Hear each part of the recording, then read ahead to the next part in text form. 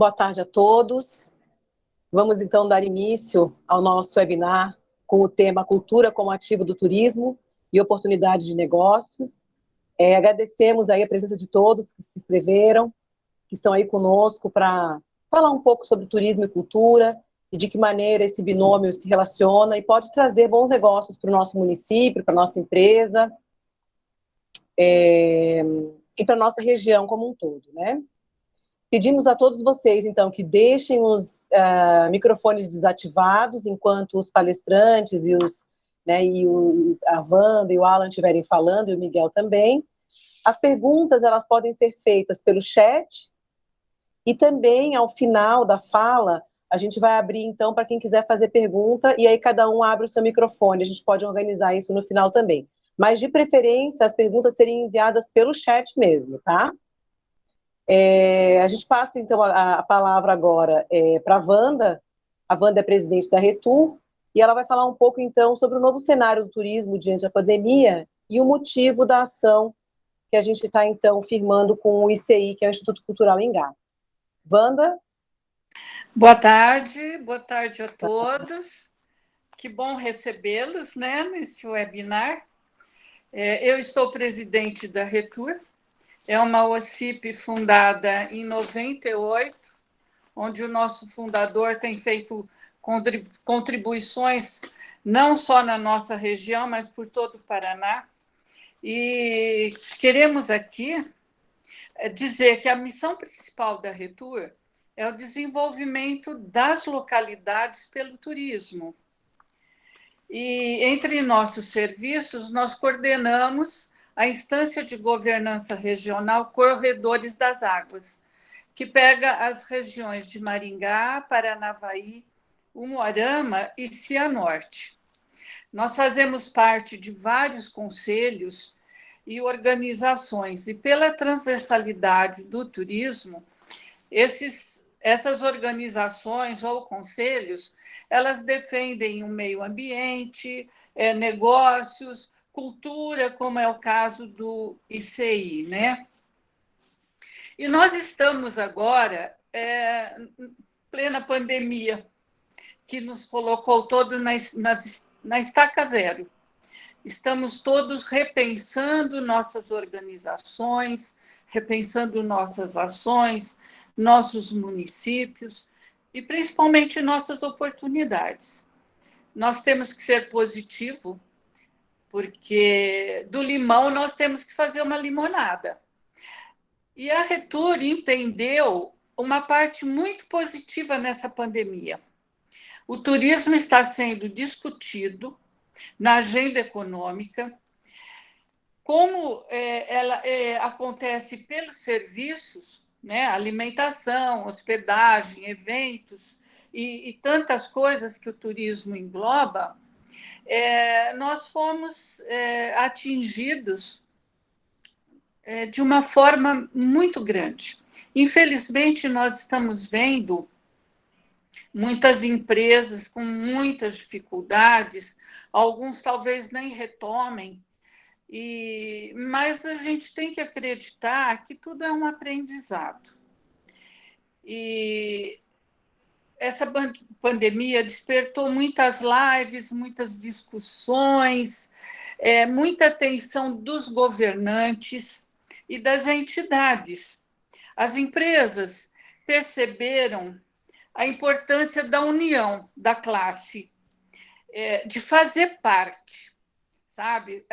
O individual, ele nunca foi forte. Eu acho que doravante nós vamos entender cada vez mais a coletividade. Também, se nós formos ver como oportunidade, o Google afirma o seguinte: a retomada será pelo regional, pelo rodoviário, pelos ambientes naturais mais valorizados.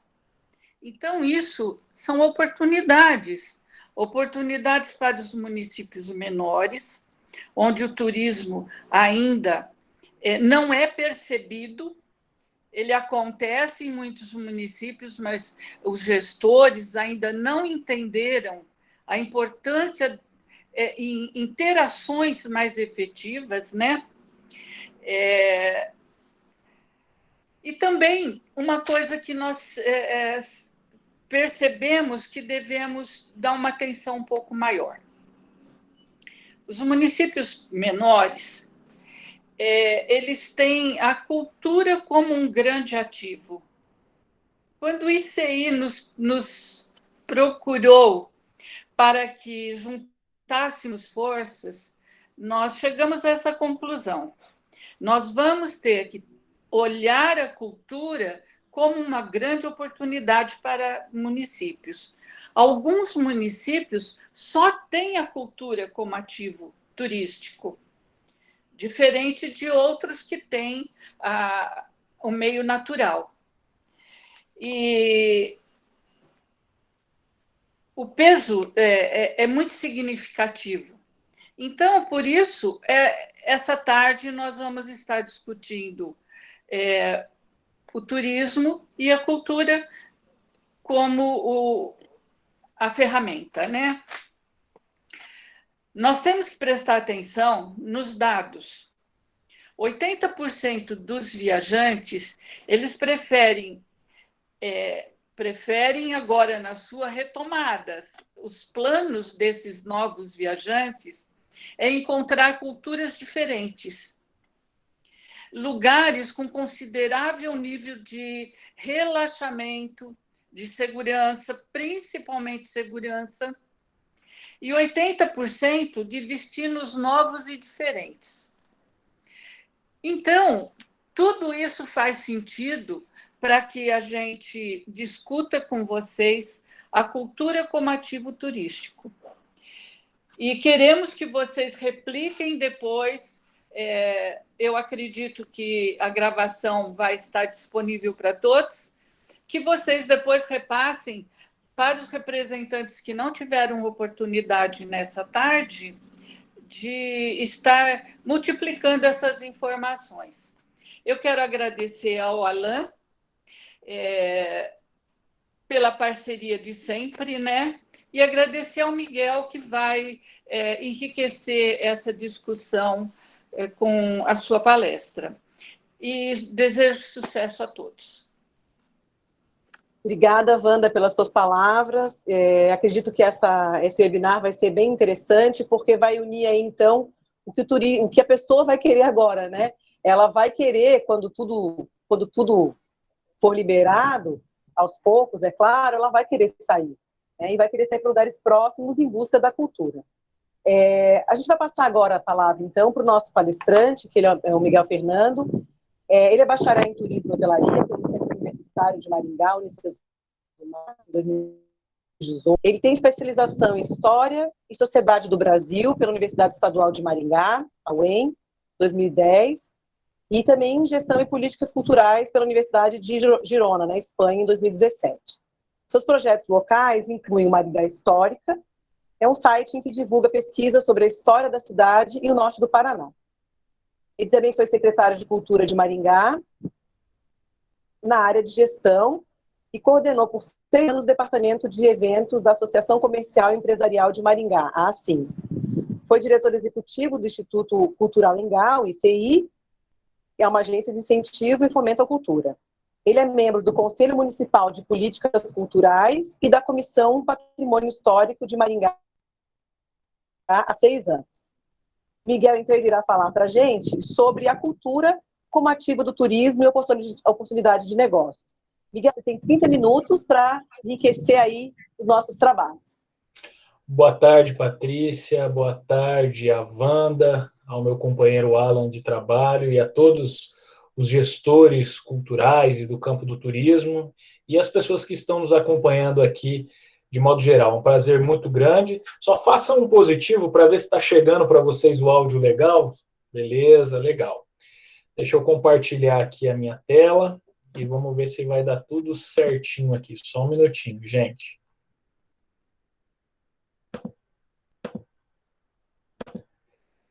Tá chegando aí para vocês. Deixa eu só ver aqui se Ela já está. Só alguém responda, porque eu não consigo ver o rostinho de vocês agora. Está chegando aí? Está chegando sim, Miguel. Ah, Obrigada. então vamos lá. Pessoal, o meu papel aqui, então, é trazer algumas reflexões, mas, sobretudo, provocações do campo do turismo, né? Como a Patrícia comentou, eu tenho a grata satisfação de atuar nesse binômio turismo-cultura e pude compreender um pouquinho mais nas áreas de pesquisa e nos estudos desenvolvidos a importância que essas duas áreas têm para o desenvolvimento econômico das regiões, das cidades, dos bairros e, por que não dizer, dos nossos negócios, né? Esse tema, logo de cara, assim, ele é bem provocativo, mostrando que nós temos a cultura como um grande ativo do turismo e é uma oportunidade de negócios, né? A cultura, nós devemos entender ela, sobretudo, como o principal ativo do turismo. Isso significa, e nós podemos afirmar, que não existe turismo sem a percepção da cultura. A Wanda bem citou alguns elementos, né? Seja os elementos naturais, seja a parte voltada para o campo gastronômico, seja a parte voltada para o campo empresarial, dos negócios. De fato, sempre, absolutamente sempre, nós vamos ter a cultura como a base do desenvolvimento do turismo. Quando eu digo a base, eu estou falando no aspecto de gestão turística, tá? E se a gente fugir desse princípio, é evidente que você vai ter algum turismo que não envolva cultura. Mas como nós estamos trabalhando o aspecto de gestão, sempre teremos a cultura como a base do turismo. Então, não há possibilidade de eu ser um excelente gestor turístico sem ter o conhecimento do campo cultural. E eu vou trazer aqui alguns elementos para a gente entender como que a cultura se posiciona no desenvolvimento econômico e como que ela tensiona para o campo turístico e algumas ideias que eu pude garimpar para trazer para vocês também, não só no conceito empírico, não só no aspecto teórico, mas também quando a gente passa a converter isso na questão prática, né? Se a gente fizer uma análise muito próxima do tempo em que nós vivemos, vamos considerar aí século XIX, o mundo tinha uma perspectiva muito diferente da que hoje nós temos, né? Nós tínhamos relações de trabalho muito bem estabelecidas e eram relações que perduravam por décadas e, às vezes, por séculos. Elas não mudavam. Essa relação ela era estabelecida de uma maneira linear. Qual é a diferença com o mundo que nós vivemos hoje? Primeiro, nós não sabemos o que vai acontecer no desenvolvimento tecnológico ali na frente, daqui 3 anos, daqui 5 anos, daqui um mês. Essa semana, não sei se vocês acompanharam, mas o Facebook, o Mark Zuckerberg, que é proprietário do Facebook e várias outras empresas, entre elas o WhatsApp, anunciou que o Brasil vai ser o primeiro país do mundo que vai testar o pagamento de aquisições de produtos, etc., via WhatsApp.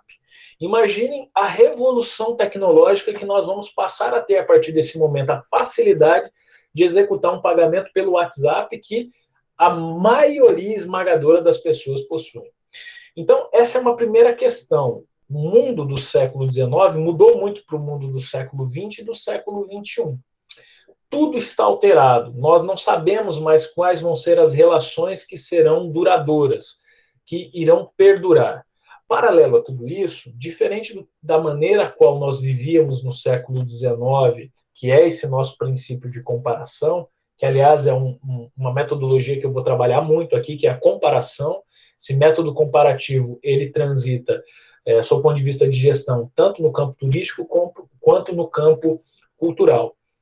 No século XIX, nós tínhamos relações distantes das sociedades. Então, a gente tinha muitas pessoas que nasciam pobres, iriam morrer pobres, dificilmente elas iriam transitar por outras classes sociais. Só uma aspas aqui, um parêntese, se de repente alguém tanto a Patrícia, a Wanda, quanto o Alan precisarem falar alguma coisa, falem pelo áudio, porque como eu não estou enxergando vocês, talvez eu não consiga ver as mensagens, tá?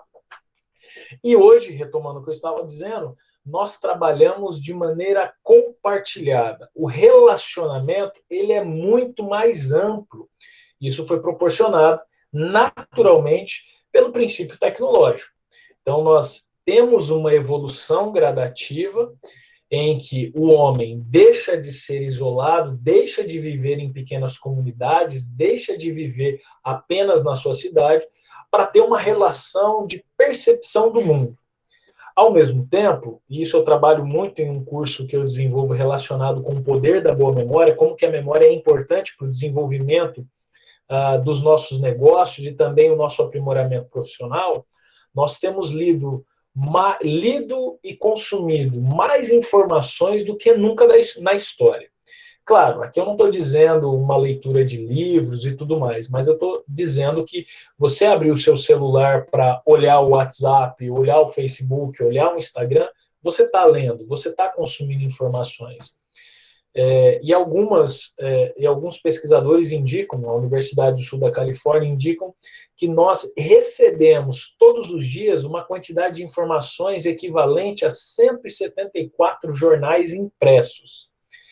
É óbvio que nesse bolo de conteúdos que chega até nós, muita coisa não vale a pena ser consumida, uma quantidade gigantesca a gente não consegue absorver, e o que sobra para nós, muitas vezes, a gente não consegue incorporar no nosso dia a dia de trabalho.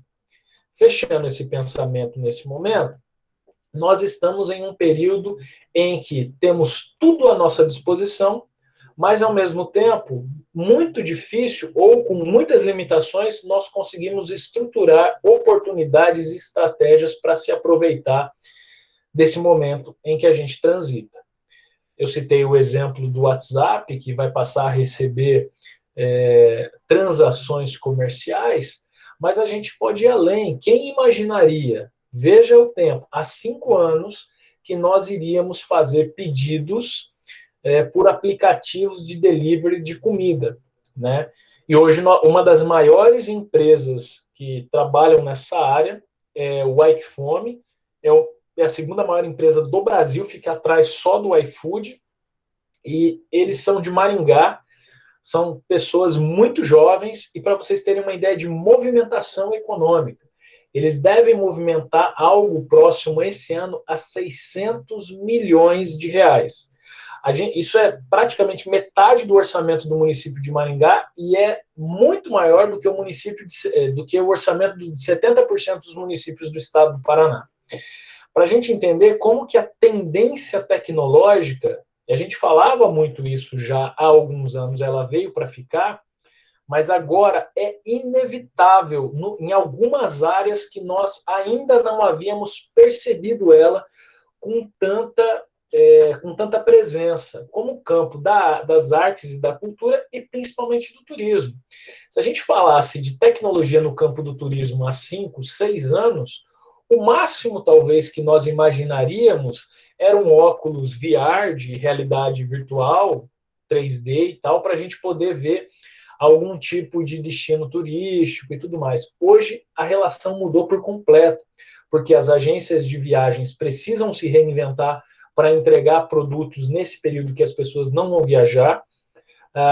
Os produtores culturais precisam se reinventar. A quantidade de lives que nós temos presenciado com artistas de relevância nacional e internacional, mas também de artistas de relevância local, regional. Então, é um modelo necessário de ser incorporado.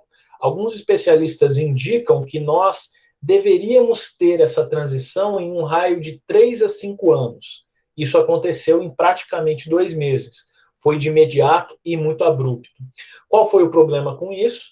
A maioria dos gestores culturais no campo do turismo não estavam, e empresários também que integram o trade, não estavam preparados para essa transição. Basicamente, para a gente fazer uma analogia, a ponte quebrou, estava todo mundo no meio da ponte, caiu no rio e se perdeu.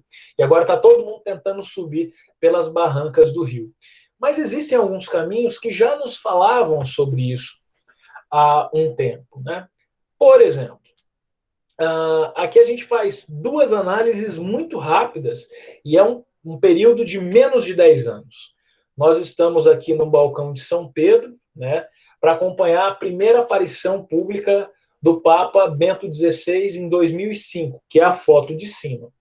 E a foto de baixo, essa foto feita no Vaticano, é para acompanhar a aparição do Papa Francisco em 2013. Olha a diferença. Como você passa de, num momento, pouquíssimas pessoas, talvez você identifique um aparelho celular, uma câmera digital, para 2013, que já faz 7 anos, a quantidade de pessoas que estão utilizando esse periférico, essa tecnologia.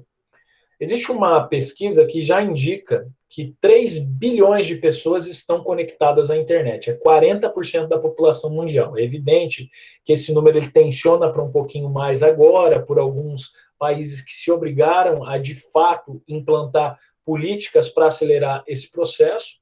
Mas, mesmo que ainda falta muita gente no globo, nós temos muitas pessoas conectadas à internet. Então, a primeira pergunta que a gente já provoca vocês é: se você quer trabalhar com um produto, não importa qual seja, mas vamos citar aqui no campo do turismo, se você não tiver uma modelagem para entregar algum tipo de consumo via internet, você está perdendo muito. Porque num período como esse, de extremo, que a gente não imaginava, embora projetava que em algum momento poderia acontecer, você perde seu faturamento integralmente de uma hora para outra.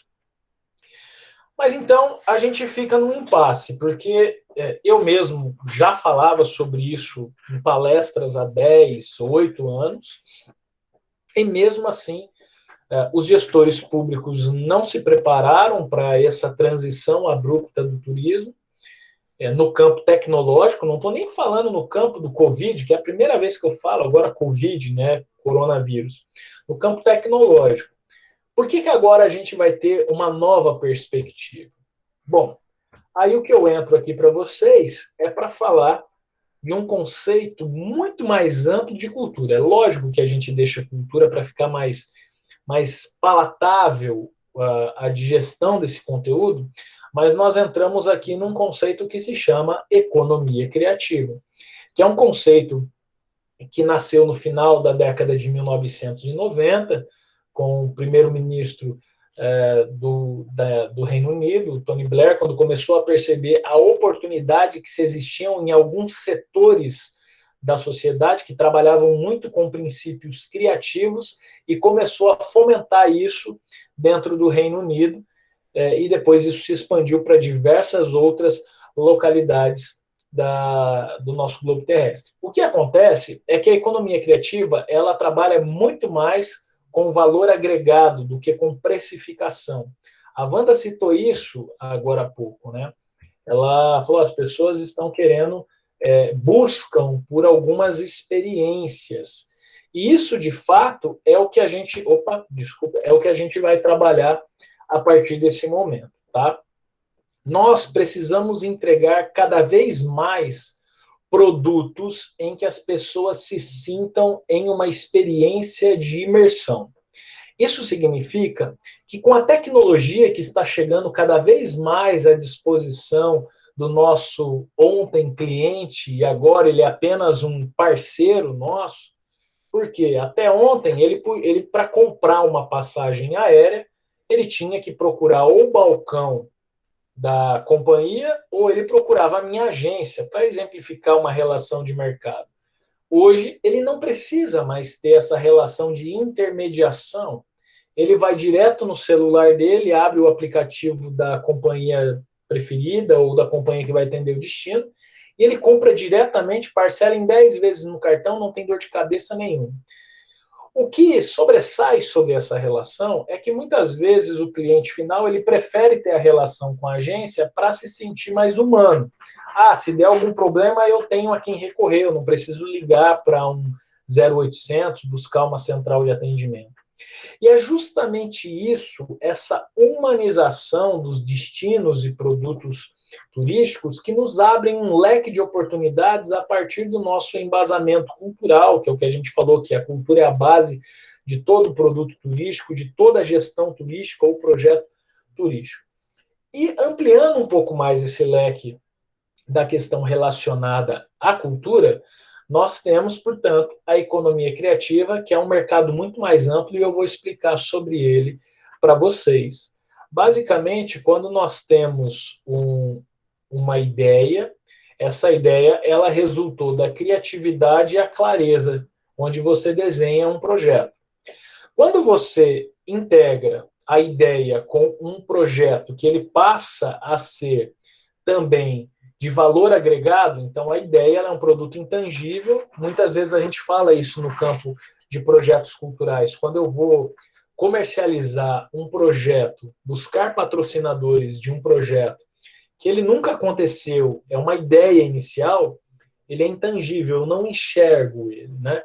É como se eu estivesse tentando vender uma roupa que você não pode experimentar e você tem que confiar em mim dizendo que ela vai servir e que ela vai ficar bem em você. Então, olha a complexidade de um projeto, não importa qual o campo dele, que ele não saiu do papel para você conseguir agregar valor.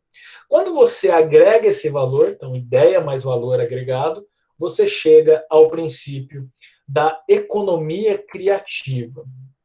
E aqui é uma grande sacada. Porque enquanto a economia tradicional ela trabalha com manufatura, tem limitações, geram impactos ambientais, tensionam relações comerciais, relações diplomáticas, a economia criativa ela tem um foco único e exclusivo na imaginação, que é naquela proposta do ganha-ganha. É absolutamente somar. Por isso que vocês que estudam turismo há bastante tempo, trabalham com turismo há muito tempo, já devem ter ouvido falar que o turismo é a indústria sem chaminés. Quando você ouve essa frase, essa colocação, é justamente por isso. Porque o turismo está integrado no foco da imaginação, de trabalhar ideias, aliando a criatividade, proporcionando em produtos que podem ser consumidos. Aqui eu vou entrar agora um pouquinho mais em alguns números para a gente poder traduzir isso na prática do conceito da economia criativa, tá? Deixa eu só dar uma olhadinha, ver se está chegando para vocês, beleza. Bom, esses dados eles são atualizados periodicamente, mas dá para a gente ter uma referência, tá? Isso aqui foi uma pesquisa que foi desenvolvida detalhadamente em 2013 pelo então Ministério da Cultura, junto com a Federação das Indústrias do Estado de São Paulo, e identificou que a economia criativa no Brasil gera cerca de 126 bilhões de reais ao ano. E que teve um crescimento de 69% entre 2004 e 2013, num raio de praticamente 10 anos. Miguel, bacana, legal. O que é essa bendita dessa economia criativa? Aqui existem alguns setores que a gente pode destacar. Existem outros, mas eu vou destacar alguns deles para vocês entenderem como que faz todo sentido o turismo integrar também a economia criativa e se oportunizar dessa estratégia, né? As expressões culturais tradicionais integram as indústrias da economia criativa. Então, artesanato, festivais e celebrações. Então, vocês já começam a ver o turismo dentro desse campo, né? Sítios culturais, então, sítios arqueológicos, museus, bibliotecas, exposições.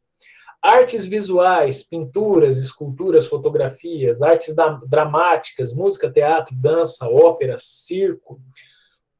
É só arte, Miguel? Não. Publicidade e mídia impressa. Então, livros, imprensa, publicações, audiovisual, cinema, televisão, rádio, design de interior, design gráfico, moda, joias, brinquedos, novas mídias, softwares, jogos, conteúdos digitais, serviços criativos diversos, arquitetura, propaganda, cultura, recreação, P&D e por aí vai. Tem outros setores que a gente também pode integrar aqui dentro da indústria criativa. Gastronomia. Então, que é a gastronomia? É um princípio cultural que é transmitido de geração para geração e vai ter a sua modernização quando necessário a partir do chefe, né? Nós temos os serviços que se relacionam, por exemplo, como arvorismo. Isso faz parte da indústria criativa. E diversos outros, mas para a gente dar esse panorama para vocês.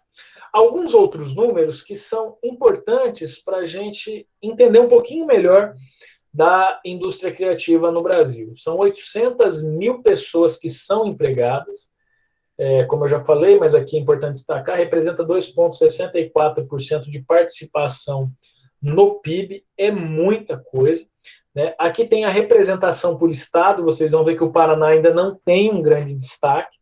São Paulo está na frente disparado, junto do Rio de Janeiro. Por que isso acontece nesses dois estados?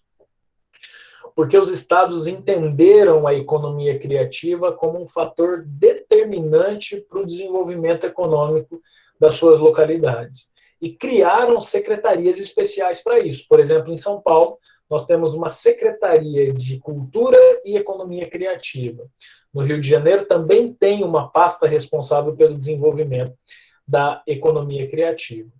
Para a gente entender o que esses 2,64% do PIB da economia criativa do Brasil representa, aqui a gente tem a participação em cada área. Em algumas delas, vamos lá, né? O consumo, 44,2%. Tecnologia, 36,81%. Mídias, 11,17%. Cultura, 7,82%. Então, vocês vejam que, embora a cultura integre, eu comecei pela cultura, mas virei agora para a economia criativa, que ela tem um conceito mais amplo, e sob esse ponto de vista é mais importante, a cultura representa apenas 7,82% da economia criativa no Brasil, enquanto que o consumo, onde o turismo, a gastronomia estão inseridos, representam 44,2%. A diferença salarial entre o mercado de trabalho habitual e o mercado de trabalho envolvido com a economia criativa é gigantesca. Enquanto a média de salário dentro da indústria criativa está pouco mais de R$ 6.200, o mercado de trabalho, a média referencial é de R$ 2.400. E se a gente fizer uma análise por estado, então dispara ainda essa diferença, né? A discrepância é ainda maior. Por que o Rio de Janeiro, Distrito Federal e São Paulo têm valores tão elevados? Principalmente o Rio de Janeiro, porque trabalha muito dentro do campo da economia criativa, voltada para o audiovisual.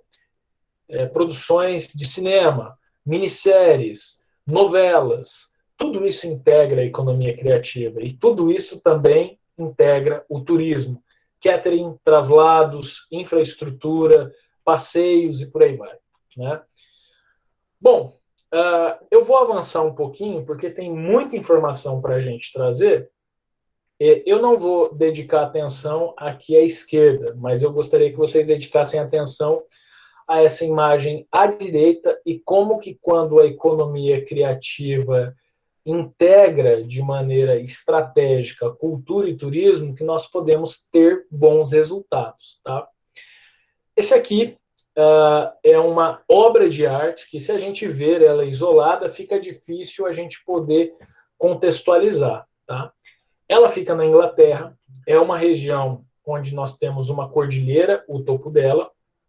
O prefeito dessa região entendeu que essa cordilheira poderia se transformar em um atrativo turístico, mas ele queria envolver a cultura e as artes. Então, a cidade de Lancashire abriu um edital para selecionar obras de arte que pudessem ser instaladas nesse local. Detalhe, é uma região complicada, porque como venta muito, você não consegue ter algumas culturas sendo cultivadas nessa terra. Então, você tem uma área descampada muito grande e você tem uma paisagem maravilhosa, mas, embora fosse visitada, não tinha um atrativo para além do atrativo natural. Diversos projetos foram analisados e esse foi o selecionado, que se chama Singing Rhyming Tree. Algo, se a gente fosse traduzir literalmente, árvore uivante e cantante. Essa árvore ela é composta por diversos canos de inox de tamanhos diferenciados, e cada um deles, por conta do seu diâmetro, dependendo do período do ano, dependendo do período do dia, dependendo das rajadas de ventos, eles emitem sons musicais. E as pessoas vão visitar esse local para verificar qual é o som do dia que a árvore vai proporcionar. Depois vocês podem procurar no YouTube, tem alguns vídeos mostrando assim. Não são músicas absolutamente magníficas, nada disso. É uma composição musical, às vezes até um pouco assim grotesca, medonha, mas gerou um motivo para que as pessoas fossem até o alto da cordilheira. E, evidentemente, isso também potencializou o turismo dessa região. Avançando um pouco mais para algo próximo da nossa realidade, como eu falei para vocês, e aqui eu já não vou ficar destacando mais o que é turismo, o que é economia criativa, o que é cultura, agora o contexto ele já está incorporado, né? Hoje nós temos muitas plataformas de compra online, de compartilhamento, de vaquinha virtual, e cada vez mais há um compartilhamento de informações, de experiências, de vivências. Então esse aqui é um site que foi lançado já tem um tempo, ele se chama Tem Açúcar, e ele vem daquela prerrogativa de um vizinho bater na sua porta quando você acaba de se mudar para perguntar se você tem uma xícara de açúcar e tudo mais. E a proposta aqui é uma proposta de compartilhamento solidário entre vizinhos e com multimoedas, onde você vai fazer uma espécie de um escambo. Então, percebam que o que eu estou apontando aqui para vocês por meio de algumas provocações é como aconteceram as mudanças e as relações comerciais entre o cliente, que vai consumir um determinado produto, e eu que vou oferecer. E quando eu digo eu que vou oferecer, pensem também como gestores públicos, como é que eu vou organizar um determinado destino, como é que eu vou organizar um produto no meu município, como é que eu vou organizar uma estratégia na minha região. Isso tem a ver também com planejamento de como eu vou compartilhar, como eu vou distribuir, como eu vou fazer essas informações chegarem ao meu público-alvo. Por outro lado, esse momento, e antes da pandemia a gente percebia muito isso, estava acontecendo um processo de saída das redes digitais, das redes virtuais. Como estava todo mundo muito inserido dentro das redes, algumas grandes marcas estavam trazendo a premissa de aproximação, de transformar aquela experiência muito automatizada em uma experiência mais pessoal, mais próxima, de maior relacionamento. A gente percebe muito isso, por exemplo, no Magazine Luiza, quando criou uma figura, embora digitalizada, da Magalu. Porque as pessoas se sentem mais confortáveis enxergando a sua relação de compra e venda com um vendedor ou com uma pessoa que se assemelha a ele. Traçando um paralelo a isso, como muitos produtos cresceram a partir das redes sociais, da internet, desse clima digital, eles também passaram a migrar para o analógico, para converter as suas vendas de maneira mais efetiva. Eu vou tentar passar alguns vídeos aqui para vocês. Esse é um deles que exemplifica bem isso. O Ana Maria Brog é um canal que foi criado pelo Caio, em São Paulo, um canal do YouTube, onde ele fazia receitas e mostrava como fazer receitas. Mas ele tinha um princípio da experiência. Como é que funcionava? Olha, eu fui lá no Outback, todo mundo adora aquela costelinha ao molho barbecue e tal, mas ninguém sabe como faz essa costelinha do Outback, ou ninguém sabe como faz aquela cebola do Outback e tal. Eu vou mostrar para vocês. Eu fui, experimentei, testei várias receitas e fórmulas e eu cheguei a um resultado muito próximo. Olha aqui como faz. O que ele está fazendo é um princípio de consumo da experiência, que é o futuro do turismo, um futuro atrasado, vamos chamar assim, né? Já era para ter acontecido essa transição há uns 10 anos, não aconteceu e agora, mais do que nunca, ele emerge com uma emergência de acontecer, porque quem não estiver inserido dentro do campo do consumo da experiência turística, em 5 anos vai cair do mercado, vai quebrar, não tem solução. De fato, isso vai acontecer.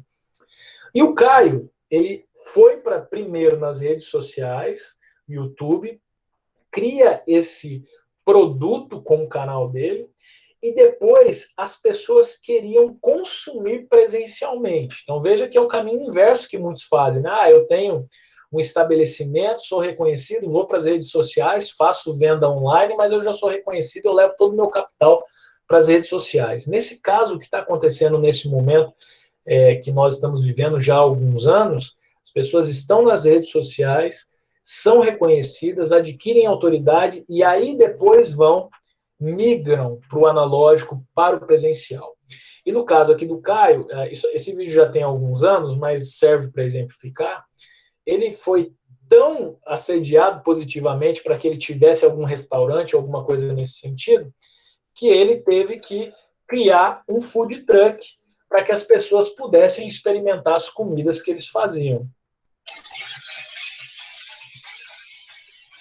Então, aqui é um vídeo de um local que ele esteve, né, em São Paulo, mostrando a fila, a quantidade de pessoas para consumir um produto que fosse feito pelas mãos dele.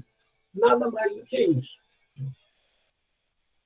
Então, é um exemplo claro dessa transição que nós já estamos passando há algum tempo.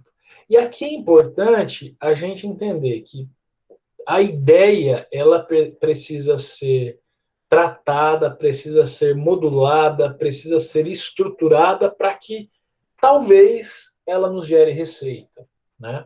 E a economia criativa ampla, ela abrange esse aspecto, né? Inovação não só de produtos, mas de processos.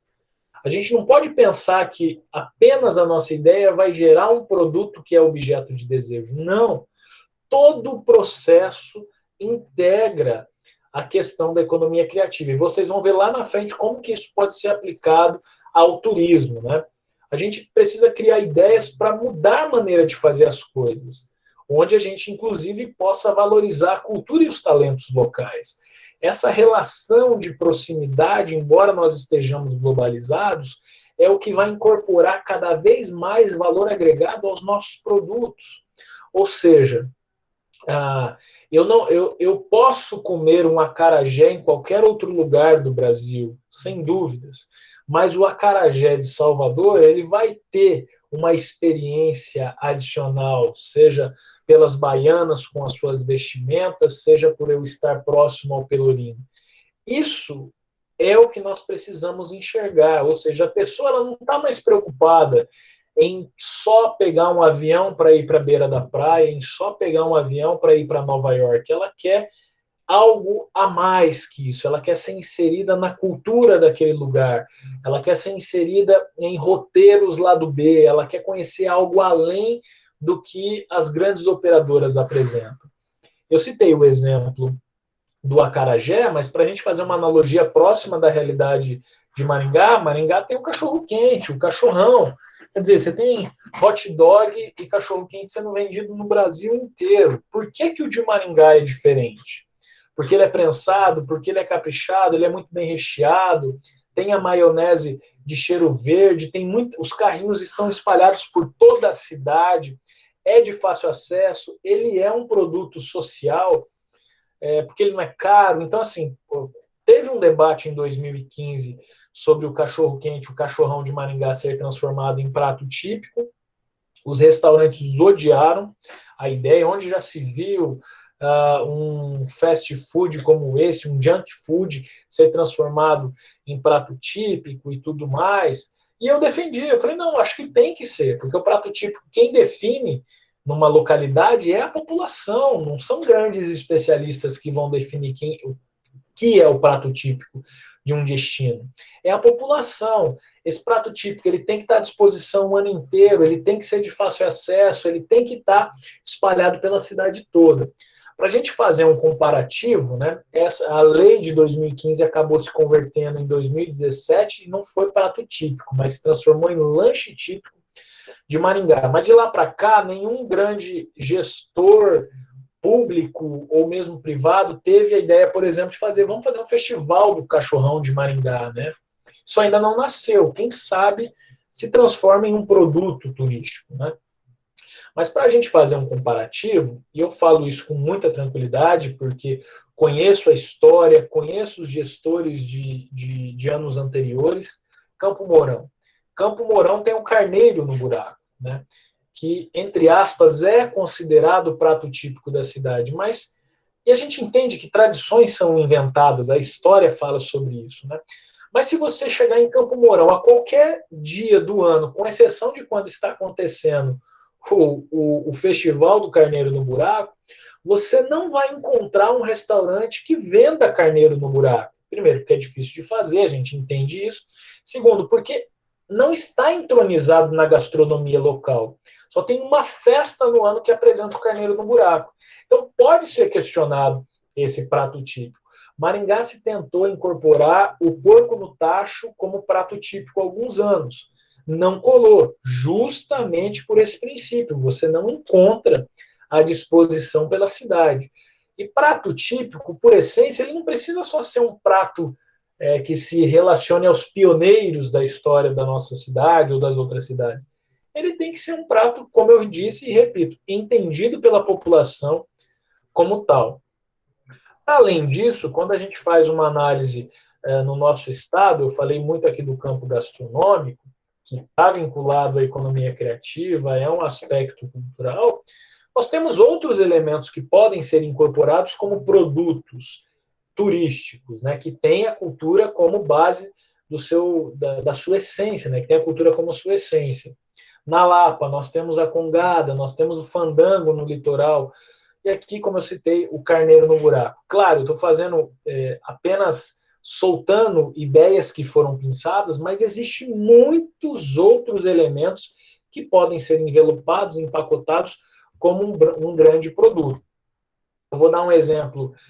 Em Maringá, nós temos a Paixão de Cristo, a maior Paixão de Cristo do sul do Brasil, uma das maiores do nosso país, reúne 50 mil espectadores durante 2 apresentações na Semana Santa, na quarta e na sexta-feira. E até então, porque não é papel do produtor cultural fazer isso, ele até pode, mas não é o seu papel predominante, nenhuma agência de viagens ou nenhum gestor turístico tentou transformar isso em um produto para atrair visitantes da região. Na verdade, os visitantes já vêm, 35% desse público de 50 mil pessoas vem da região, ficam em hotéis, consomem nos restaurantes e às vezes vão embora no sábado de manhã, porque não tem mais o que fazer na cidade de maneira organizada. Eles poderiam vir, ficar sentados em um lugar muito próximo ao palco, com destaque, uma parceria com o produtor do projeto cultural, sair para jantar num restaurante bacana, diferenciado, talvez num rooftop para ver toda a cidade. No outro dia, visitar os parques da cidade, ter um guia qualificado para explicar um pouquinho sobre a história da cidade, quem sabe até visitar alguns outros locais da nossa região, segurar o turista até domingo. Porque, pela Organização Mundial do Turismo, só é qualificado como turista aquele que pernoita no seu destino, mas que também permaneça por pelo menos 24 horas, senão ele é caracterizado como visitante. E a gente sabe a diferença econômica entre os dois agentes, né, o turista e o visitante. Bom, e aí quando a gente amarra, a gente chega no ápice aí dessas duas possibilidades, onde a gente integra turismo com criatividade, tendo no meio esse eixo da cultura, nós temos grandes possibilidades. Primeiro, eu volto a repetir, as pessoas estão em busca do consumo da experiência. Elas não estão em busca apenas de ir a um restaurante, elas não estão em busca apenas de chegar no seu destino. Elas querem consumir a experiência que o seu destino pode proporcionar, que aquela boa gastronomia pode proporcionar, e tudo isso tem a ver muitas vezes com mão na massa, com conhecimento histórico, com aprendizado, para que as pessoas levem essa experiência para si. O Coletivo Sabiá, eles mudaram um pouco o foco do negócio deles, mas o Coletivo Sabiá, eles trabalham muito com o turismo criativo. Só que são alguns exemplos que eles trabalhavam há algum tempo, só para vocês terem uma ideia, né? Então, por exemplo, aqui, ó, aula básica de fotografia. Você vai contratar um pacote turístico onde você vai para um destino específico no estado de São Paulo, e lá chegando naquele destino, geralmente vinculado com o ecoturismo, você vai ter um professor que vai te ensinar a fazer fotos, talvez de pássaros, de animais, de árvores, e você vai levar aquelas fotos consigo de maneira profissional como uma experiência daquela sua visita àquele destino. Aula de rapel no Morro da Urca e no Pão de Açúcar, no Rio de Janeiro. Quer dizer, eu não fui só ver o Cristo Redentor, eu tive uma experiência de fazer um rapel lá na Urca, no Pão de Açúcar, enfim. Fui para Salvador, além de visitar os tradicionais pontos turísticos, eu também tive possibilidade de participar de uma aula aberta de capoeira com alguns dos grandes nomes da capoeira. Vamos fazer uma trilha de mountain bike na região de Maringá. Eu não preciso também pensar que a pessoa ela vai pernoitar em um determinado hotel. Não, eu posso montar um produto de consumo de experiência turística, onde eu vou sair de bicicleta aqui de Maringá e vou, sei lá, eu vou até Apucarana, só que eu vou fazer esse percurso próximo à linha do trem, a gente está com uma equipe preparada, em determinado ponto nós temos um apoio, nós vamos acampar numa determinada região, você vai ter toda a segurança. Esses produtos é onde os pequenos empreendedores, pequenos e médios empreendedores do trade turístico vão começar a apostar a partir de agora, mais efetivamente, principalmente quando houver a retomada e a abertura. Porque o que acontece, gente? Não tem condições dos pequenos empresários ou de um pequeno trade ou de um pequeno destino, com raras exceções, ou mesmo, vamos considerar Maringá nesse pacote, brigar com as grandes operadoras e consolidadoras que estão emitindo turistas para outras regiões do país e do mundo. Então, o que a gente tem que entregar é algo complementar. Por exemplo, você vai custar a mesma coisa para você visitar durante 2 semanas uma determinada cidade do sul do Brasil, e vai custar o mesmo, claro que agora não, mas estou fazendo um comparativo, para você visitar uma cidade do Nordeste brasileiro. É bem provável que as chances das pessoas irem para o Nordeste seja maior. Agora, o que vai diferenciar nessa relação de comparação e análise? O que a gente vai entregar de consumo da experiência. Eu vou passar aqui um vídeo para vocês verem um pouquinho mais sobre a Sabiá e ter uma ideia do que eu falei até agora.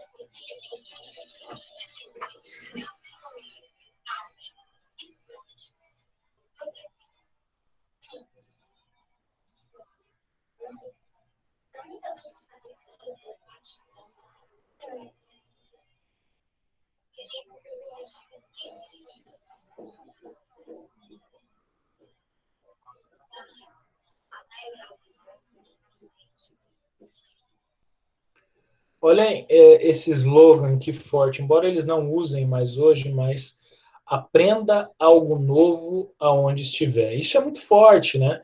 Porque você não está só ali conhecendo um destino turístico, você está incorporando o conteúdo que aquele destino pode proporcionar para vocês. Para além disso, um outro exemplo desse consumo da experiência, e para a gente fazer uma análise quando a gestão turística ela é bem empregada, nós temos o Vale dos Vinhedos, certamente vocês conhecem, é uma região ali 130 quilômetros distante de Porto Alegre, integra alguns municípios como Bento Gonçalves, Garibaldi, Monte Belo do Sul. A gente tem ali ainda alguns outros municípios que estão muito próximos. A história deles, e a gente conheceu bem, porque nós fizemos uma missão técnica lá em 2015, fomos com o Sebrae, algumas pessoas do Convention Bureau estiveram conosco, se eu não me engano a Wanda estava junto, agora eu não recordo precisamente, mas no final da década de 1980, a produção de uvas para vinhos não era interessante nessa região, não tinha uma produção de relevância, os terrenos não tinham um grande valor agregado, porque eram terrenos que vinham de gerações para gerações, com algumas produções equivocadas, manejos errados e tal. E aí eles resolveram criar uma associação chamada Aprovale, que é a Associação dos Produtores de Vinhos do Vale dos Vinhedos, e eles começaram a organizar essa região sob o ponto de vista turístico.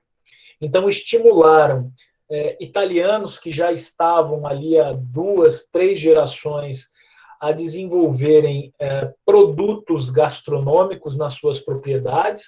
Então, a gente foi visitar uma propriedade que se chamava Osteria Colombina, aonde você chegava, era a mãe e a filha cozinhando para você. Você ia num subsolo, ela preparou uma espécie de um porão, ela preparou uma cozinha bastante rústica, e ali ela vai preparando e vai servindo e vai contando a história da sua família e a história de cada um dos pratos que ela vai servindo para você. Você precisa agendar, ela atende 20 pessoas por almoço, é muito limitado, mas começou a qualificar o consumo da experiência. Paralelo a isso, grandes empreendimentos hoteleiros começaram a se instalar na região, se aproveitando da área onde nós temos as vinícolas, para que sejam feitas visitas técnicas, tours dentro das vinícolas, e lá, mais uma vez, o princípio do consumo da experiência. Você vai colher uma uva diretamente do pé, você vai pisar na uva como era feito no século passado a produção de uva pelos italianos ainda na Itália, e você vai, ao final dessa experiência, você vai consumir junto com os profissionais, o sommelier, você vai consumir alguns rótulos de vinho, conhecendo a sua história e degustando de bons queijos, pães e tudo mais.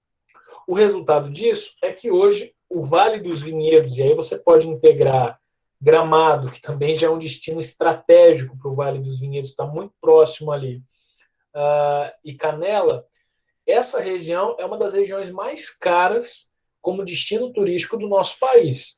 E aí você alia Gramado, que aí aproveitou para desenvolver um projeto voltado para o campo do Natal, para o campo da Páscoa e para o campo do cinema, porque o festival de cinema de referência no Brasil hoje é o Festival de Gramado. É um clássico exemplo da integração do turismo e da cultura com essa estratégia da economia criativa.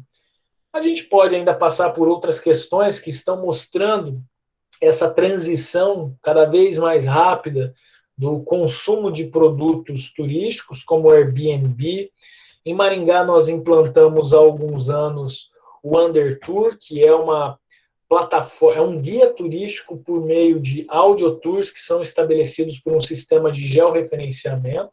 Então, é um aplicativo que você baixa, inclusive se vocês quiserem baixar, não tem problema, ele está à disposição nas lojas da Apple e da Google Play, se chama Undertour.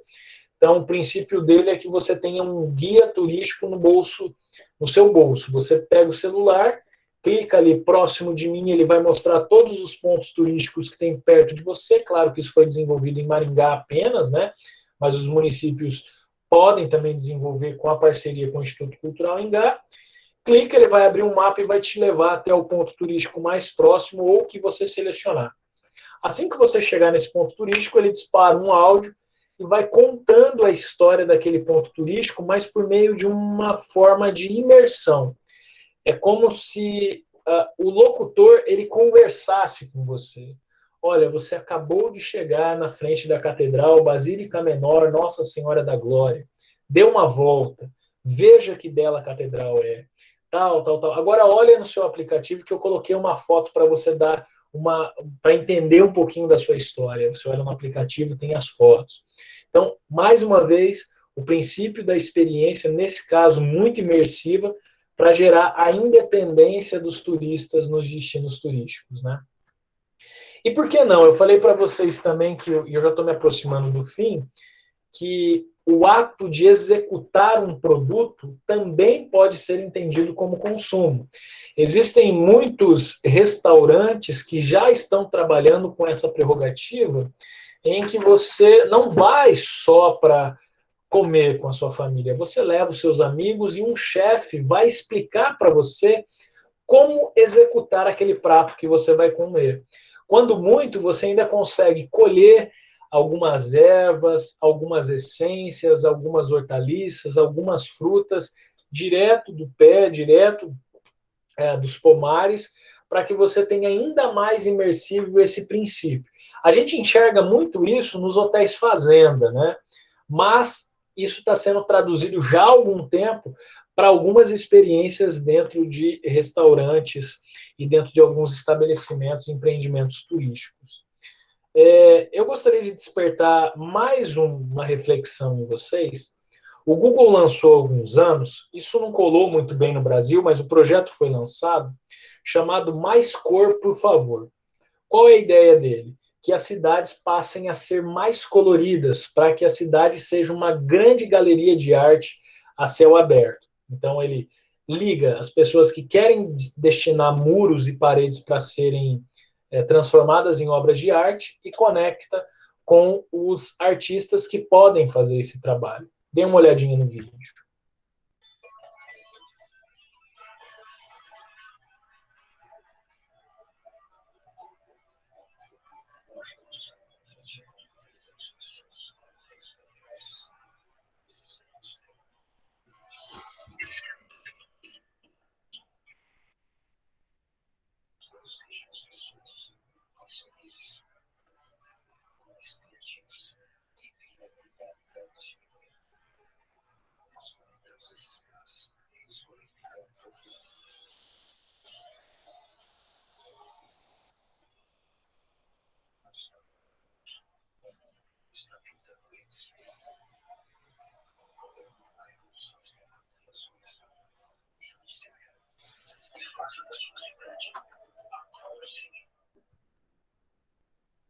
Bom, e o estado do Paraná é recheado de oportunidades que precisam apenas, muitas vezes, serem embaladas e traduzidas como um produto de consumo da experiência turística, né?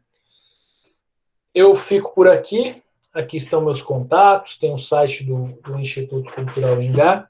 Aproveitar já, porque na sequência a gente vai passar para o Alan. Hoje à noite, às 19 horas, eu vou fazer uma live no meu Instagram, que é Miguel Maringá. Tá? Miguel Maringá, bem facinho de achar. Às 19 horas eu vou falar sobre projetos criativos em períodos de crise. Talvez dê algumas ideias aí, um compartilhamento legal de possibilidades que a gente pode fazer nesse momento e como elaborar projetos criativos e como que eles podem se transformar em objetos de consumo de investidores. Fico por aqui. Muito obrigado, Patrícia. Obrigado, Wanda. Devolvo a palavra aí para a Patrícia coordenar. Perfeito, Miguel. Excelente exposição. Eu acho que as pessoas aqui que participaram dessa palestra vão poder voltar aí com vários insights, várias ideias, se são gestores, se são empresários, né? Para olhar com essas ideias aí passadas aqui. Só para fazer também, eu sou turismóloga também e atuei mais de 10 anos como docente. E eu sempre falei para os meus alunos, né? O futuro do turismo é um turismo de experiência. E esse futuro não chegava. E a pandemia, então, fez com que esse futuro chegasse mais cedo. Né? Mais cedo não, chegasse agora. E a gente vê que as agências estão tendo que ir atrás de produtos nesse sentido. Né? Porque eles não vão poder, assim, no momento, trabalhar com esse turismo de massa. Então, isso vai ser agora, né, meus alunos vão falar, pô, é o que os professores falavam há anos atrás, está acontecendo agora. Obrigada mais uma vez pela explanação, Miguel. E agora eu passo a palavra para o Alan Gaidrosso. Ele é produtor cultural há mais de 10 anos, ele é graduado em letras, pós-graduado em gestão de projetos, e ele trabalha como consultor do ICI. Ele vai falar um pouquinho sobre o ICI, o que eles fazem, de que maneira eles trabalham, os projetos que eles apoiam e os resultados que já têm nessa área cultural. Alan, por favor. Olá, pessoal. Boa tarde, tudo bom? Vocês conseguem me ouvir bem? Tá correto o áudio aí? Tá bom, obrigado. Primeiro, muito obrigado, Patrícia, Wanda, pelo convite, por essa oportunidade de estar falando para vocês. Eu estou muito contente e estou muito ansioso para essa parceria entre o ICI e a Retur, né? A Retur já é uma instituição que faz parte da diretoria do ICI desde a sua fundação, e agora a gente vai estar podendo desenvolver um projeto junto, né, com vocês. Eu acho isso muito legal, muito importante. Bom, o Miguel, ele já nos trouxe diversas provocações aí entre a relação de cultura e o turismo, né? E aí ele fala também uma coisa, eu vou abrir aqui a minha apresentação já, ele fala de um conceito, e aí eu também não consigo mais ver vocês, tá? Se vocês quiserem fazer alguma pergunta, por favor, pelo áudio, deem. O Miguel traz um conceito, uma palavra, que é economia criativa. E aí eu acho que o ICI entra e foi criado justamente para a gente poder falar e conversar um pouquinho sobre isso, sobre essa questão da economia criativa, né? O ICI, ele foi fundado em 2011, na cidade de Maringá. Ele é uma agência de fomento e incentivo à cultura aqui da região, né? Maringá e região, atende Maringá e região. Porque nesse período de 2011 se falava muito pouco sobre esse conceito de economia criativa, sobre esse conceito de mercado cultural. A gente sabe que a cultura... Como só uma colocaçãozinha, eu acho que sua apresentação não está aparecendo, eu não sei se você colocou ela. Eu coloquei, deixa eu só voltar de novo aqui. Você tem que clicar ali em compartilhar tela, né? Entrou agora? Agora tá indo. Agora foi. Minha internet também não está muito boa aqui, Tá bom. Então, voltando, é isso. Então, o Instituto ele foi criado em 2011, né? Aqui na cidade de Maringá, para atender Maringá e região, porque nesse período a gente tinha poucas discussões sobre esses assuntos, sobre economia criativa, mercado cultural, e, como o Miguel disse, esse é um conceito muito interessante de ser discutido, mas também não chega de uma maneira muito fácil para esses ativos culturais. E aí o CI vem justamente para tentar suprir essa necessidade. Então, qual é a nossa função? A nossa função é proporcionar capacitação técnica para esse mercado cultural regional.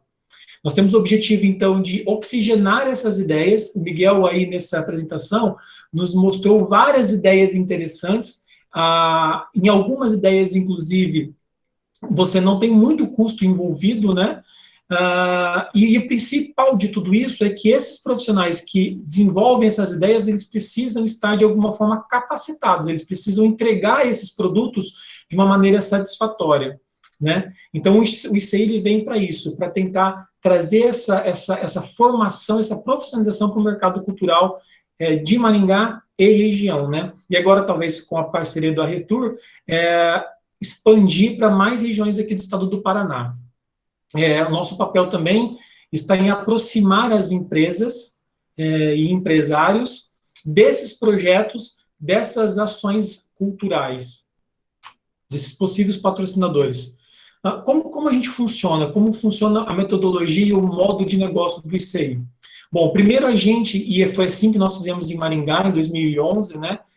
Nós identificamos o cenário. Qual era o cenário atual de Maringá naquele momento, né? Quais eram os problemas que a gente tinha, quais os problemas a gente enfrentava nessa questão dos ativos culturais e quais eram as nossas oportunidades. Uma coisa muito importante é que, para que um produto cultural ele passe a ser um produto turístico, ele precisa ser contínuo. ele não pode ser produtos esporádicos e sem continuidade. E é isso exatamente que a gente tinha em Maringá. Nós tínhamos diversas ações artísticas e culturais que aconteciam na cidade, mas não de forma contínua. Isso não dava tempo dela se fixar como uma atração, como uma possibilidade turística local. Muitas vezes até por falta de experiência, de gestão desses produtores, né? Eles não conseguiam dar continuidade para esses projetos. Então, isso aí, ele identifica quais são os projetos, quais são os problemas, quais são as nossas oportunidades, né? Quais são as nossas potencialidades em cada uma dessas regiões. A gente traz depois, baseado nessa análise de problemas, a formação e a capacitação. No caso de Maringá, como nossa primeira experiência foi com as leis de incentivo à cultura, a formação ela vem em 2 pilares. A gente tinha que tanto formar e capacitar produtores e artistas culturais, mas também as empresas e empresários que detinham a possibilidade de fazer essa destinação, de poder fomentar, de alguma forma financiar esses projetos. Então, foi uma formação de 2 pontas. A gente trouxe a formação para os empresários, né, para contadores, empresários, e aí assim nos ajudou muito estar dentro da instituição comercial, nos abriu portas nesse sentido, né, e depois também falar com o produtor e com o artista local, fazer com que ele entenda esses conceitos de economia criativa, mercado cultural, de uma forma muito natural, fazer com que ele se enxergue dentro desse processo. Porque uma coisa que o Miguel mostrou, às vezes a pessoa ela desenvolve essas diversas ações, mas ela não sabe que ela está dentro de um mercado cultural ou dentro do mercado criativo. Ela simplesmente faz. E às vezes ela tem um produto que pode ser explorado de uma forma comercialmente, né, uma forma que pode virar um ativo comercial, um ativo de negócio, e ela não sabe que isso pode ser um produto que tem potencial, esse produto. Depois que a gente capacita, identifica e capacita, a gente precisa viabilizar esses projetos, a gente precisa fazer com que esses projetos aconteçam, né? E depois que a gente faz esses projetos acontecerem, a gente precisa cuidar muito da entrega e do feedback desses projetos. Então, a gente precisa cuidar que esse produtor, esse artista, esse ativo cultural seja entregue da melhor maneira possível para a população que vai consumir isso. Então, isso foi um grande diferencial do ICI nesse momento, né? Nós tínhamos também produtores e artistas que desenvolviam trabalhos na cidade, mas a gente sempre escutava, e nessas pesquisas, nessa análise do cenário que a gente fez, a gente sempre escutava que às vezes a entrega não era da melhor forma possível, a mais adequada possível, então a gente tentava de alguma forma ajudar eles a enxergar a melhor maneira de fazer isso, e depois dar um feedback, tanto para as empresas que patrocinaram, como para as pessoas que de alguma forma se envolveram nesses projetos. Esse é mais ou menos nosso desenho para identificar os ativos, formar, viabilizar e depois entregar e fazer um feedback para todo mundo que participou desse negócio, né? ICI em números aqui, eu trago alguns números do ICI desde a sua formação, desde a sua fundação em 2011, nós já captamos, através da Lei de Incentivo à Cultura em Maringá, mais de 8 milhões de reais. Nós captamos mais ou menos uns 3 milhões de forma direta já para projeto cultural, porque às vezes o parceiro, o empresário, eles gostam tanto do projeto, e mesmo que o projeto não consiga se enquadrar dentro de alguma lei específica, alguma lei de renúncia fiscal, ele acaba estimulando o empresário a insistir naquele projeto, a fomentar o projeto mesmo que não seja através da destinação fiscal. Isso acontece e a gente já captou mais ou menos uns 3 milhões de forma direta na cidade. Dentro desses anos todos que o ICI atua, já foram mais de 110 projetos apoiados. Projetos de diferentes segmentos, artísticos e culturais. Dentro desses projetos, nós já trouxemos para Maringá mais ou menos uma média de uns 300 espetáculos e ações artísticas. Envolve peças do Brasil inteiro que já se apresentaram em Maringá, dentro dos nossos festivais, companhias de dança, companhias de apresentações musicais, intercâmbio também, nós já visitamos e mandamos artistas locais para outros festivais e outras mostras, né? Só em 2019, os projetos que entraram em execução em 2019, que foi mais ou menos uns 18 projetos no ano passado, movimentaram, impactaram, né, foram prestigiados por mais de 90 mil pessoas, só no ano de 2019. E nesses anos todos nós já realizamos em Maringá e na região mais ou menos umas 48 oficinas e palestras técnicas para a formação e qualificação desse mercado cultural. Como o Miguel disse, a ideia da economia criativa ela é fundamental para o desenvolvimento do turismo e da cultura local. Mas a gente precisa levar essa informação, a gente precisa falar com esses agentes culturais desses conceitos, tentar trazer de uma forma mais simples o conceito e fazer com que ele se enxergue dentro desse conceito. De que maneira eu posso colaborar, de que maneira o meu produto, o meu fazer artístico pode se incluir dentro dessa economia criativa. Hoje, o cenário da Lei de Incentivo à Cultura, da captação da Lei de Incentivo à Cultura no Paraná, 70% do valor captado no estado do Paraná fica em Curitiba, né? Claro, Curitiba é a maior cidade do estado e tem também um número muito grande de indústrias, por isso tem esse volume muito grande. Maringá, já há um tempo, é a segunda cidade com maior captação no estado.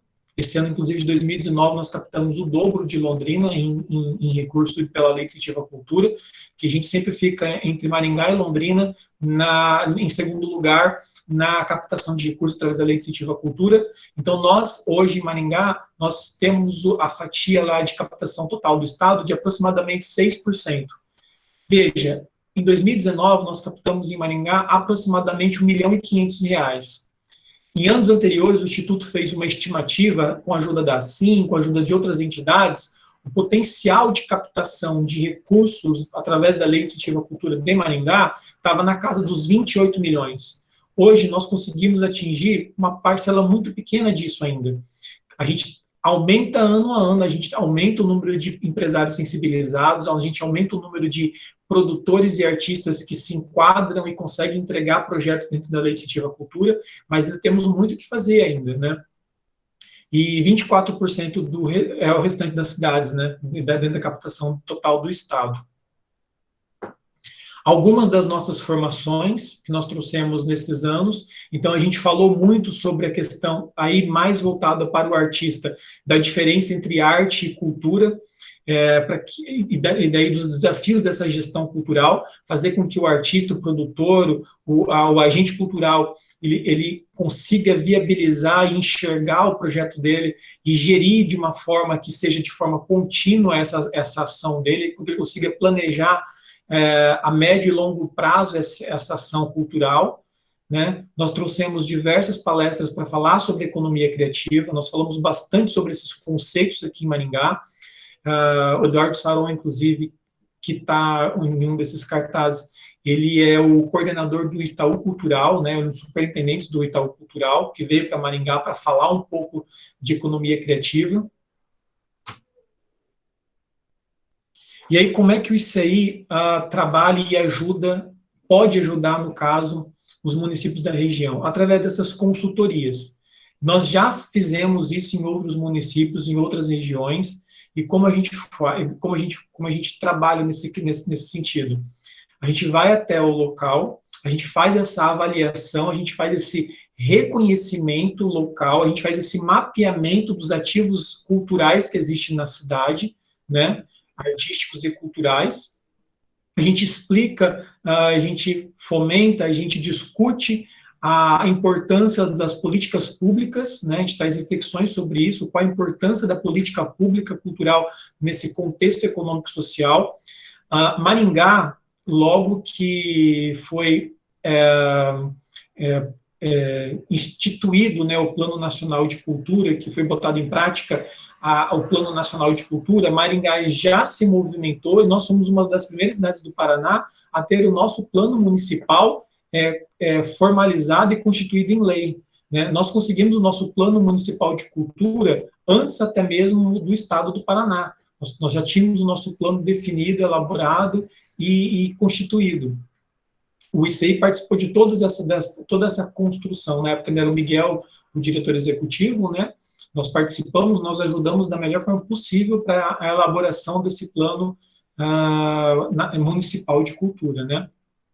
A gente leva essas provocações que o Miguel trouxe na palestra para os agentes culturais locais, né? Para que eles enxerguem o projeto cultural dele como uma solução de problemas. Qual é o problema que eu tenho agora aqui nessa minha região, nesse meu bairro, nesse espaço onde eu atuo? Quais são os problemas que eu estou enxergando? Como eu posso, talvez, de alguma forma, resolver ele através de uma ação cultural e artística? Eu formalizo e sintetizo isso em um projeto, eu estruturo isso num projeto, e aí, junto com isso aí, a gente busca um financiador para isso. A gente tem que colocar esse projeto em prática, né? Nós temos uma consultoria que a gente dá também, em Maringá a gente faz dezenas de palestras e treinamentos sobre a Lei de Incentivo à Cultura, que a gente chama Lei de Incentivo à Cultura da Teoria Prática, onde a gente tenta, de alguma forma, deixar mais simples a ideia do produtor cultural, de que não é tão complexo assim participar dessas ações, desses editais culturais e artísticos, porque às vezes também a pessoa, o artista, ele tem receio de participar desses editais federais, estaduais e municipais pela burocracia, pela dinâmica de documentação. Então a gente tenta de alguma forma esclarecer esses processos para tornar esses processos mais simples, para que eles visualizem como uma oportunidade de fomento para o seu fazer artístico, né? Então, nós temos um treinamento que é a Lei de Incentivo à Cultura da Teoria Prática, onde a gente fala tudo sobre o funcionamento do mecanismo da Lei de Incentivo à Cultura. E a gente ajuda também na elaboração do projeto e depois na captação desse recurso, e aí, que é o mais importante também, é acompanhamento desse projeto. Então, isso acontece de forma recorrente. Então, você acompanha o produtor. A partir do momento que ele tem um projeto enquadrado e você consegue, de alguma forma, viabilizar o projeto, a gente faz um acompanhamento e a gente ajuda em qualquer problema que ele vá ter no desenvolvimento desse projeto, nessa execução. A gente tenta interferir, ajudar, esclarecer, trazer soluções, seja prática mesmo na execução do projeto dele, ou seja através de contatos com o Ministério, com a Secretaria de Cultura Federal, para tentar trazer alguma resolução para o problema, né? Com a ideia sempre de ter essa formação desse mercado cultural. Quando a gente começou a falar aqui em Maringá dessa questão de mercado cultural, nós tivemos muita resistência dos produtores, dos artistas, dos ativos culturais aqui. A ideia dessa palavra mercado e cultura não era muito bem aceita aqui, mas a gente trouxe de uma outra forma, a gente trouxe mostrando para eles a importância que é você ver o seu produto artístico-cultural de uma forma que você possa entregar de uma maneira satisfatória para quem vai consumir isso, né? Não é só o mercado lá da venda e da compra, não, é você entregar de uma maneira satisfatória, de uma maneira que seja prazerosa para quem está consumindo, seja uma apresentação de teatro, de música, de dança, um artesanato, ou uma obra de artes plásticas. Como é que você entrega de uma maneira satisfatória? Como é que o Miguel falou durante a palestra dele sobre essa questão da experiência, como é que você melhora e envelopa o que você está fazendo como ação cultural e artística, para que a pessoa que vai consumir isso, que vai ter contato com isso, tenha a melhor experiência nesse sentido, né? Além de Maringá, nós já prestamos consultoria nesses moldes que eu acabei de descrever para mais 2 municípios de fora, né? Nós atendemos a cidade de Piracicaba, São Paulo, e a cidade de Rio Verde, Goiás também, em 2014 e 2015, justamente seguindo essa formatação que eu acabei de falar para vocês. Então, nós fomos até esses municípios, nós fizemos um mapeamento cultural, nós fomos conversar com as pessoas, com a população, através de fóruns, através de perguntas, nós tentamos identificar quais eram os ativos culturais que já tinham na cidade, quais eram os problemas que a cidade enfrentava, que poderiam ser, de alguma forma, sanados ou minimizados com ações artísticas e culturais, inclusive ações sociais, que ações culturais podiam corroborar e colaborar. depois que nós fizemos todas essas identificações, nós pensamos em informações, né, informações técnicas, e por isso que isso é muito específico, eu não consigo trazer aqui para vocês uma receita de bolo pronta, eu não consigo dizer para você, olha, o mapeamento que o Instituto faz, ele é assim, assim, assim, assim. Depois desse mapeamento, nós vamos aplicar essa formação, essa formação, essa formação, essa formação, porque isso é específico de cada município. Cada município vai ter a sua peculiaridade, o seu diferencial, né? Cada município tem um tamanho diferente, cada município já tem a sua estrutura diferente, tem os seus recursos próprios, né? Então a gente precisa, dentro desse mapeamento, identificar tudo isso.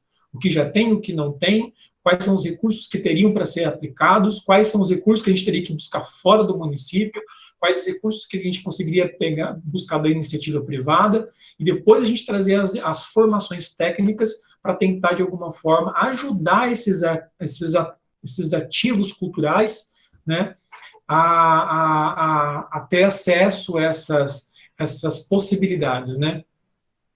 E depois dessas formações e dessa sintetização, que geralmente resultam em projetos artísticos e culturais, a gente tenta fazer daí a aproximação entre esses gestores e produtores artísticos e culturais com possíveis incentivadores, seja na forma de fomento, através das leis de incentivo, ou de uma forma direta, ou até mesmo do poder público municipal, local.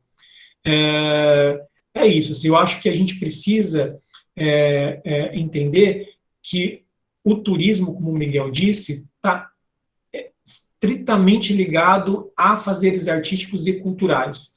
Mas, às vezes, o município não consegue, os atores culturais não conseguem identificar isso, não conseguem se enxergar nisso. E a gente começa a perder oportunidades. Às vezes, por exemplo, aquela pessoa que faz uma comida típica, que tem uma comida que é especial, ela não consegue enxergar isso e formatar isso de uma maneira que possa ser transformada num produto cultural que possa ser comercializado.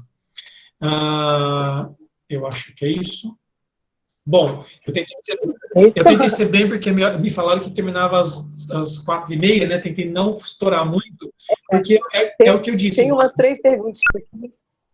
Porque é o que eu estava dizendo, Patrícia. Eu acho que para a gente poder colaborar, a gente precisa agora que as pessoas que se interessaram em tudo isso, nessas discussões, nessas provocações todas que o Miguel trouxe, que se interessaram em conhecer um pouco mais os trabalhos do ICI, nos procure para que a gente possa daí fazer esses atendimentos específicos. A gente tentar, de alguma forma, ver a cada caso, como é que a gente pode ajudar, como é que a gente pode colaborar para a gente desenvolver esse mercado cultural local, né? É isso. Perfeito, Alan. Obrigada pelas palavras. Imagina. Não, foi bem claro, eu acho que foi excelente, eu acho que as pessoas puderam entender como o ICI funciona. Eu vou começar com as perguntas de baixo para cima, que eu acho que vai um pouco ao encontro do que você estava falando agora, né? O Pedro Henrique, ele pergunta o endereço eletrônico da ICI ou um site para melhores informações, calendários, custos, etc. Eu vou colocar aqui no chat, mas o nosso site é www.institutoculturalengá.com.br. Tá, aí coloca no chat também, que daí as pessoas já começam a poder gravar isso. A Marcela também é um ponto disso daí que a gente está falando. Quem paga o serviço de vocês? Vocês são uma associação sem fins lucrativos? Como se dá a contratação? Miguel, você quer falar? Eu falo? Marcelo, funciona da seguinte maneira. Nós temos alguns modelos de parceria. Um deles é quando o município faz a contratação direta por meio de inexigibilidade, ou até mesmo dependendo do valor que nos viabiliza fazer essa contratação por conta do valor ser abaixo dos R$ 17.200 que a lei estabelece para dispensa de licitações, aí tem algumas modalidades, né? Ou o Instituto trabalha com parcerias por meio privado, ou seja, um determinado município tem interesse e ele busca uma empresa daquele município para bancar os custos para viabilizar a consultoria do Instituto. E aí tem vários modelos de consultoria, porque ela não tem uma métrica estabelecida que vai funcionar em todas as cidades. A gente tem uma metodologia que ela vai ser adaptada para cada uma das realidades. Aí pode ser uma palestra, pode ser oficinas técnicas para falar sobre projetos culturais em leis de incentivo, pode ser esse mapeamento completo, como nós fizemos em Rio Verde e Piracicaba, e depende da demanda de cada um deles. Mas entrando no site, mandando um e-mail para o Alan faz a ponte e abre o diálogo para esclarecer mais informações. Obrigada, Miguel. Essa foi uma pergunta da Marcela Betega, tá? Tá. A Gisele Ribeiro dos Santos, ela pergunta assim: percebi que alguns municípios se organizaram mais rápido em reunir pessoas. Qual foi a primeira estratégia em realizar gestão de pessoas no agrupamento de habilidades e serviço? Houve? Gostaria de saber se houve e como foi. Você pode repetir, Patrícia, porque cortou para mim, eu não entendi direito. Ela pergunta que ela vê que alguns municípios se organizaram mais rápido em reunir pessoas. Ela quer saber a melhor estratégia para realizar a gestão de pessoas, agrupar essas habilidades e serviços, né? Existe alguma estratégia específica? E como que você trabalha nesse sentido? Mais uma vez, cada problema tem a sua peculiaridade para a gente tentar responder com uma solução, né? Ainda hoje, a gente está aglutinando pessoas, como o Alan falou, é um desafio muito grande, porque não há um consenso, não há a coletividade, mas a gente conseguiu trazer muitas pessoas para participarem conosco, desde os agentes culturais e artísticos até os patrocinadores. Uma estratégia que nós criamos foi mostrar o quanto a cidade perde em não aproveitar da oportunidade turística e aproveitar da oportunidade cultural e artística que ela possui. Nós apresentamos dados econômicos. Hoje o Instituto movimenta algo próximo de 2 milhões de reais, né? A gente citou um exemplo ali entre patrocínios por meio de leis de incentivo e patrocínios diretos, realizando por volta de 30 projetos ao ano, 25, 30 projetos, que beneficiam milhares de pessoas dentro de uma cidade. São projetos do campo na área musical, que também tem uma integração social, porque resgatam as crianças no contraturno escolar. São projetos da área do teatro, que também proporcionam esse mesmo foco. São projetos que mostram Maringá no âmbito nacional, no campo do audiovisual. E mais do que isso, os empresários que são tributados no regime de lucro real, eles destinam uma parte do imposto que eles já vão ter que pagar para financiar esses projetos.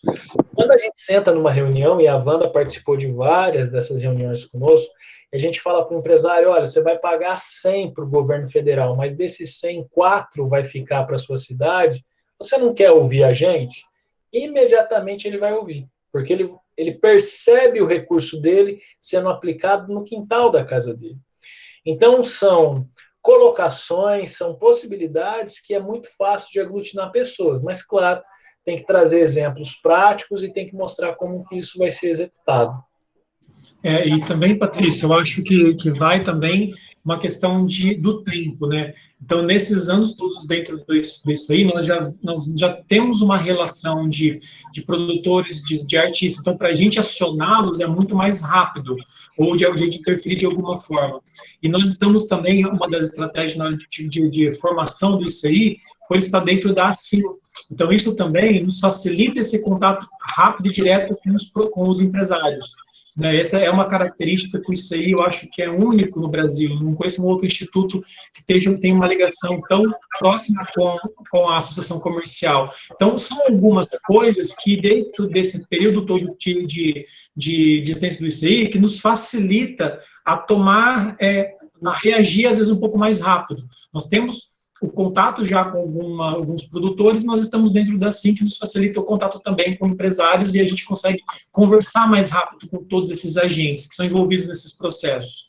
E talvez um município que não tenha ainda isso estruturado, nós temos nosso conselho municipal também, falando da parte pública, né? Nosso conselho municipal já é estruturado, nós temos nosso plano municipal de cultura já estruturado, nós temos editais municipais que já acontecem. Então, assim, existe já um processo dentro da cidade que nos permite tomar ações um pouco mais rápidas, talvez, né? Isso vai depender também do município, né? o que já tem e o que precisa ser construído também. Perfeito, Alan e Miguel. Obrigada mais uma vez pela disponibilidade de vocês e pela parceria que a gente está firmando com a Retur. Só para finalizar, eu acho que a grande lacuna mesmo é essa transformação, né, do ativo cultural em produto. É a lacuna que, né, de eles enxergarem que aquilo ali é um ativo e está colocando na prateleira. Wanda, você queria... primeiro perguntar se tem mais alguma pergunta, porque eu estou vendo ali no chat, não tem mais pergunta. Então, eu acho que de pergunta, e qualquer coisa, né, gente, vocês podem aí entrar em contato com o Instituto Cultural diretamente e falar com eles. E eu também vou deixar aqui o meu contato na Retur. Se alguém também tiver alguma dúvida quanto à questão do turismo, como é que a gente trabalha. Wanda, você pode falar alguma coisa para a gente encerrar, eu gostaria por favor? gostaria de falar para o Miguel, para o Alan, que nós temos pessoas do sudoeste do estado, São Jorge do Oeste, 2 vizinhos, Cascavel, Guaíra, que não são da nossa região, né?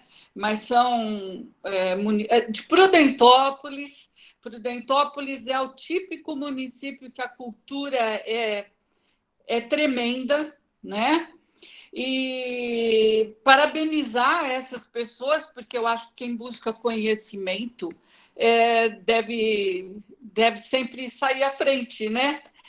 Mas eu gostaria assim, de concluir falando para as pessoas que estão participando que essa parceria com o ICI é uma das ações da Retur, é aproximar quem tem o que oferecer para as pessoas que precisam dessa oferta, né?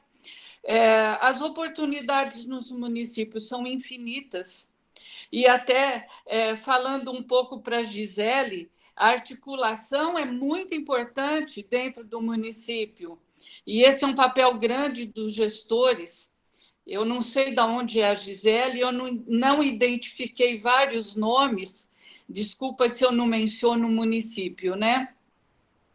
Mas esse trabalho que o Miguel e o Alan expôs a vocês é um trabalho onde só se ganha, porque é a busca de empresários que podem patrocinar projetos, não depende do município.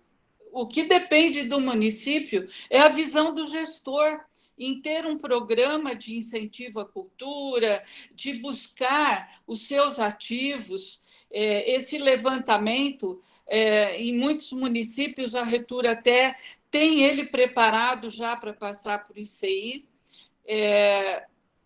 Enfim, é uma vontade que tem que partir de alguma pessoa, né? Se não for do gestor público, que seja de pessoas que tenham uma atividade na sociedade e que goste da sua cidade, né? O amadurecimento da sociedade é muito importante e eu acho que isso está acontecendo agora, infelizmente, com o Covid, né? Que nos faz pensar e repensar. Então, esse amadurecimento é a integração.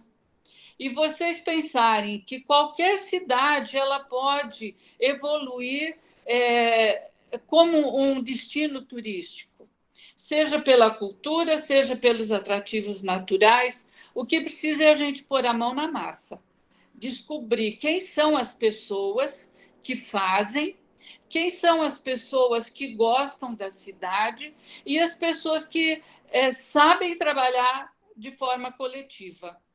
A Retur se coloca à disposição de vocês e junto com isso aí, eu acredito que nós podemos fazer um bom trabalho. Eu quero agradecer ao Miguel mais uma vez, agradecer ao Alan, agradecer a Patrícia, que fez toda a articulação, a Dani, que fez todo o trabalho aí para que pudéssemos ter esse webinar. Como vocês veem, ninguém faz nada sozinho. Se nós não estivermos unidos, cada um na sua competência, a gente não sai do lugar. E temos muito para fazer. Sucesso a todos. Obrigada, então, mais uma vez. A gente encerra aqui Tem o contato ali no final do ICI e o meu contato de e-mail Retur Técnico. Então, vocês podem mandar qualquer dúvida e esclarecimento, a gente pode responder também para vocês depois. Tá bom? Obrigada. Obrigada, Miguel. Obrigada, Alain, Wanda, Dani, todos os participantes que aqui tiveram presentes com a gente nessa tarde. Tchau, obrigada.